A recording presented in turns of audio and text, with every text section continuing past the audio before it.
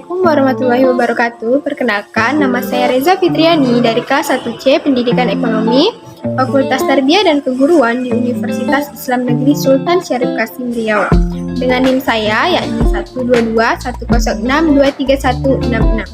Video kali ini saya buat untuk memenuhi tugas mid semester yang diberikan oleh dosen pengampu saya, yakni Bapak Hendra Riovita MM. Nah, di video kali ini saya akan membahas mengenai teori perilaku konsumen pada BBM bersubsidi. Nah, pada kesempatan kali ini saya akan membahas teori perilaku konsumen.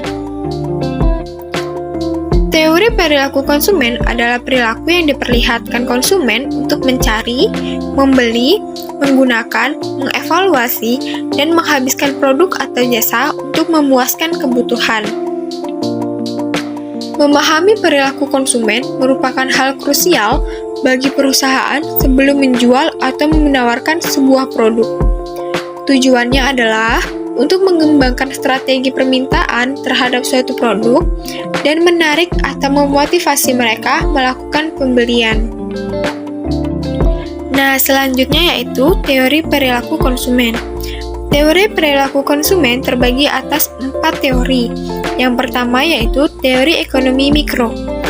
Teori ini beranggapan bahwa setiap konsumen selalu berusaha untuk memperoleh kepuasan maksimal dalam melakukan kegiatan konsumsi. Sehingga, konsumen akan terus-menerus melakukan pembelian terhadap produk yang mampu memberikannya kepuasan tersebut. Teori yang kedua yaitu teori psikologis, yaitu teori ini membahas perilaku konsumen secara kompleks dengan melakukan pengamatan terhadap mental yang dimiliki oleh masing-masing konsumen. Dalam teori psikologis, perilaku konsumen dilihat sebagai suatu hal yang dipengaruhi oleh kekuatan-kekuatan lingkungan di sekitarnya dan di dalam dirinya sendiri. Yang ketiga yaitu teori sosiologi. Teori ini mengacu pada perilaku konsumen berdasarkan pada perilaku kelompok seperti keluarga, teman kerja, dan lain sebagainya. Teori sosiologis ini berfokus pada hubungan dan pengaruh antara individu-individu yang dikaitkan dengan perilaku mereka. Dan teori yang terakhir yaitu teori antropologis.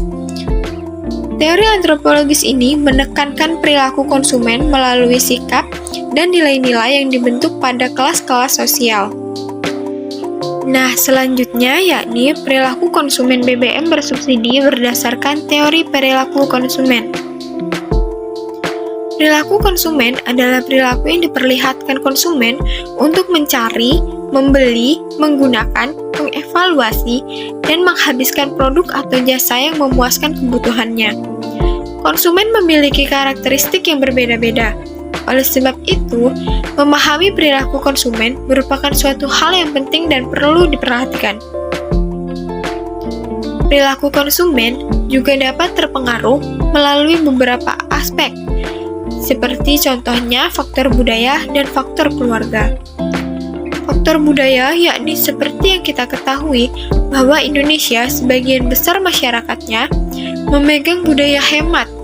Mereka akan rela mengantri panjang untuk BBM bersubsidi ini yang memiliki harga relatif murah dibandingkan membeli BBM yang non-subsidi yang tidak memiliki antrian panjang. Selanjutnya yaitu faktor keluarga. Faktor keluarga ini masih sangat sering kita jumpai, bahkan kita lakukan sendiri. Contohnya, memilih sebuah bahan bakar berdasarkan apa yang digunakan oleh kebanyakan anggota keluarga. Seperti halnya, keluarga pasti akan mereferensikan bahan bakar untuk kendaraan terutama bagi keluarganya.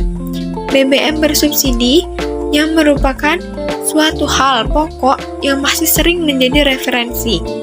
Terutama, BBM subsidi ini merupakan BBM yang mempunyai harga di bawah harga BBM yang non-subsidi.